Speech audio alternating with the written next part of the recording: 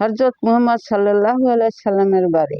একদা হযরত মুহাম্মদ সাল্লাল্লাহু আলাইহি সাল্লাম হযরত আলী রাদিয়াল্লাহুকে ডেকে বললেন, হে আলী, প্রত্যহ 4000 দিনের জান্নাতের মূল আদায় দিয়ে ঘুমাবে, উভয়ের বিবাদ মিটিয়ে ঘুমাবে, এক হজ করে ঘুমাবে। হযরত আলী রাদিয়াল্লাহু তাআলা বললেন, ইয়া রাসূলুল্লাহ সাল্লাল্লাহু আলাইহি সাল্লাম, এই কাজ আমার জন্য বড়ই কঠিন, আমি কি করে এই কাজ করিতে পারি? রাসূল সাল্লাল্লাহু আলাইহি সাল্লাম বলিলেন, 4বার সূরা ফাতিহা পরে ঘুমালে 4000 দিনের সদকা তোমার আমলনামায় লেখা হবে। 3বার দুরূদ শরীফ পরে ঘুমালে জান্নাতের মূল আদায় হয়ে যাবে। 3বার সূরা ইখলাস পরে ঘুমালে 1 খতম কোরআন শরীফ পড়ার সওয়াব পাবে।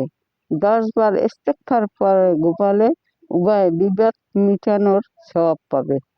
4 বার তৃতীয় কালেমা তামজিদ পরে ঘুমালে 1 হজের সওয়াব পাবে।